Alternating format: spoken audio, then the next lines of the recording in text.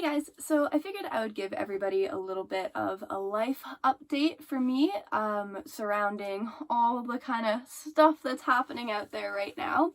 I've had a few inquiries on kind of like, how has this affected me, or what am I doing, or how's it going, because I know that I live a bit of an unconventional lifestyle, so if I'm to quarantine or something, I don't have like an apartment, I don't live in a city, so what does that kind of look like?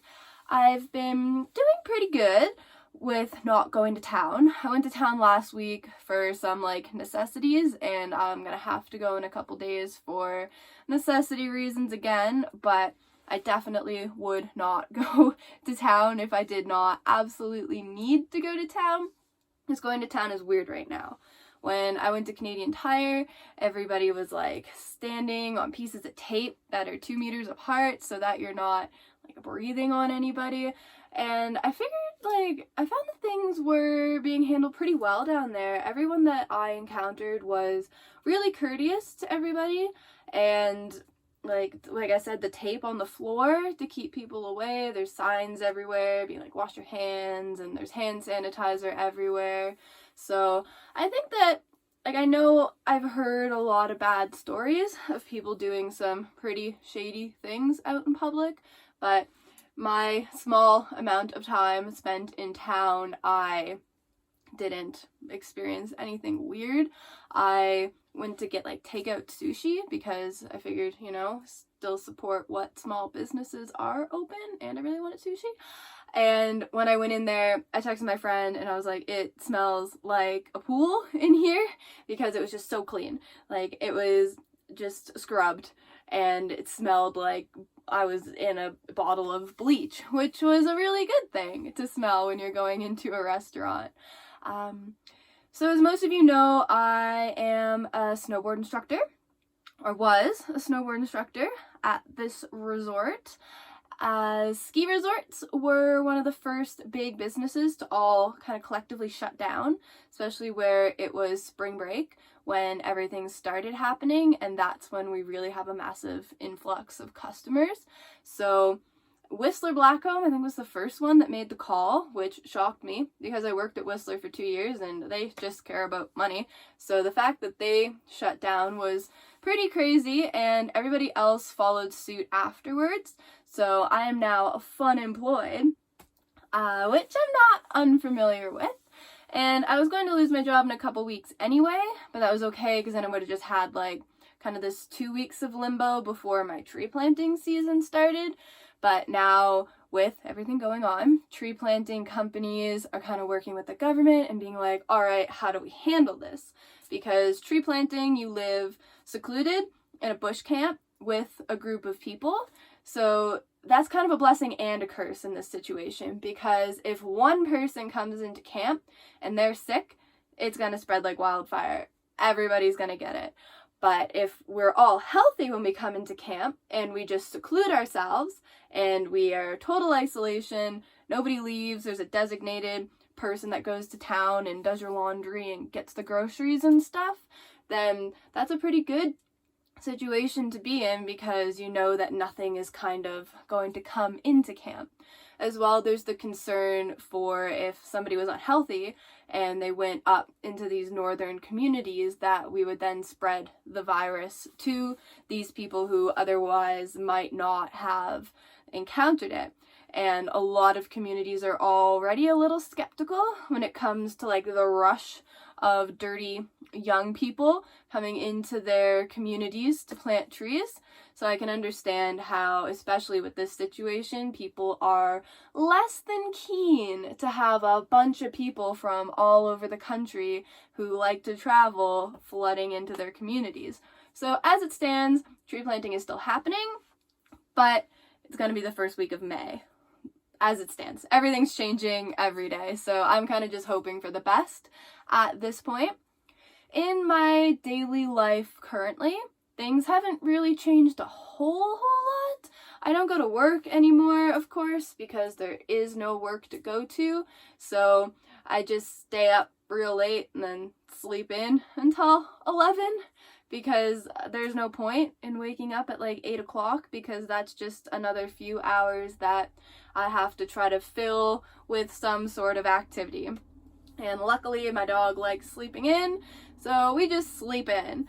And then I let myself sleep in because I'm like, okay, I'll make up for it by going for like at least an hour hike. I always try to spend as much time of the day that I can outside, because where I'm living, I'm still at the resort in the RV park because nobody has told us that we have to leave.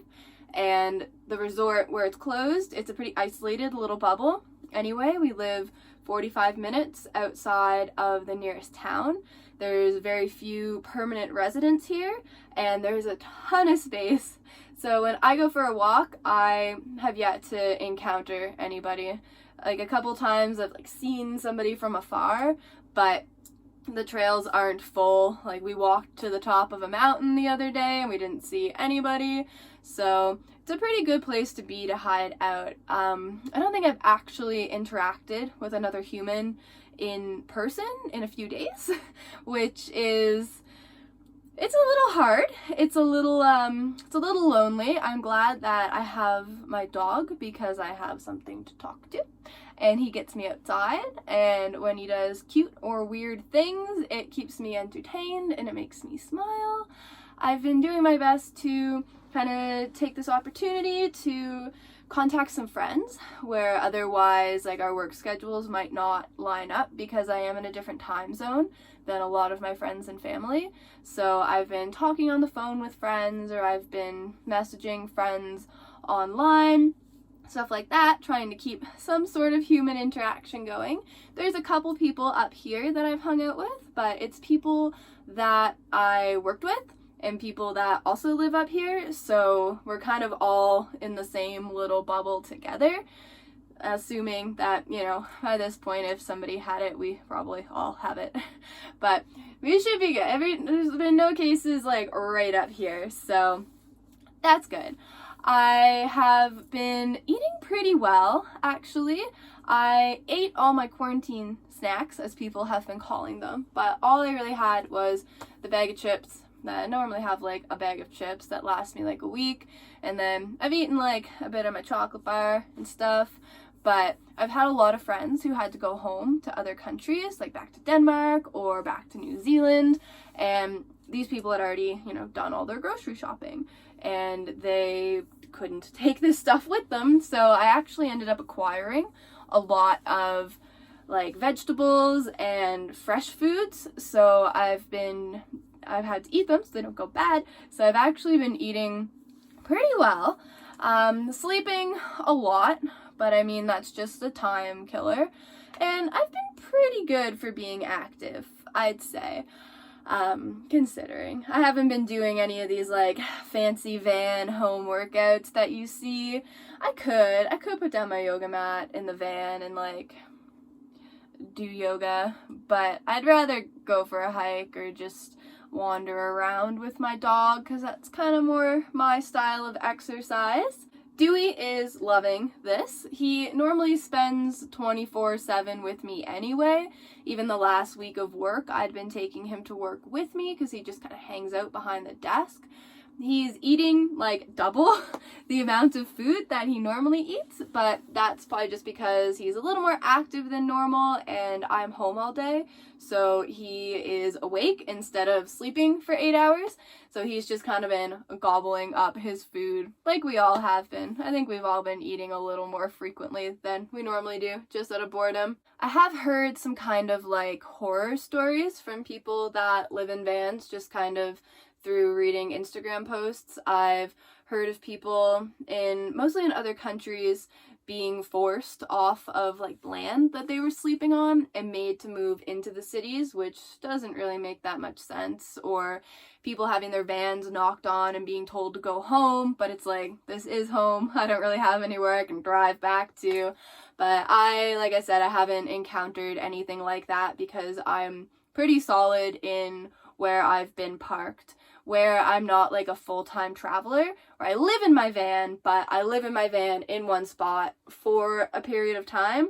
I'm not really affected by these travel restrictions or these camping restrictions or travel bans because I've been in the same spot since December. I guess if I had any tips, it would be to kind of just keep yourself occupied, keep your day as normal as you can, whether you're working from home or whether you're just fun employed like I am with all the time in the world for at least another month, which is absolutely terrifying. Like, what am I going to do with myself? But in a way, you have to count yourself lucky that you just have all this free time, because it's like boredom and an excess of free time is a luxury that most people dream of.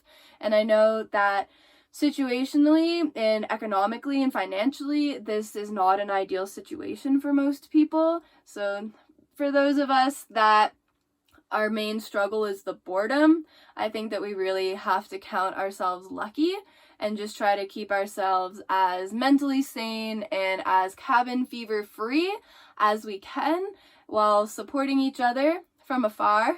That's what FaceTime and phone calls and even just messaging each other is for. It's nice to feel that people are there for you. My friend from Australia surprised FaceTimed me the other night and we chatted for a little bit, so that was pretty sweet. It's nice to have that human interaction, so reach out to your friends, that really anybody, people that live alone, people that might be going absolutely crazy with their spouse or their kids right now. Like, send them a little message, distract them from their bubble for a second, tell them about your little bubble. Some things that I've been trying to do every day to keep myself occupied and sane and happy is I've been trying to make sure I go for at least an hour walk every day with Dewey. I make sure that I play outside with Dewey and I take some time and I don't put my phone down. I don't do anything else other than just rub his belly for a minute and pat his little ears. That definitely helps keep me sane. If you have a dog, highly recommend just doing nothing except for patting them for like 10 minutes. I've made myself like a little list of things to do that's just like drink water and make sure you moisturize. Take a shower if you have access to a shower. Stretch a little bit. Just little simple things like that to keep your day normal. Although showering every day is kind of out of the ordinary for me, so that's just kind of something to do, because that 15 minutes of just being in warm and listening to music is really nice. Read a book. Read that book that you've been telling yourself that you're gonna read forever. Try to not go to town if you can avoid going to town. Maybe you live in town. I'm sorry if you do. That sounds, hard to avoid town that way. Make sure you're social distancing. Make sure that you're washing your dirty fingers. So just stay safe out there. Stay sane. Keep yourself entertained. Do little things to occupy your mind. Even if you don't pick up a new hobby, or you don't read a book or write a book, and you don't do a bunch of home workouts and get a 6-pack and learn how to cook a souffle, like, that's fine. As long as if you just stay inside and you stay sane and you watch your Netflix and you just keep yourself happy and sanitary and alive, then you're doing good. That's really all anybody can ask of you. So just do the best you can, everybody, and see you soon. Or not. I won't see you soon because we have to stay away from each other. So, yeah, see you soon on the internet.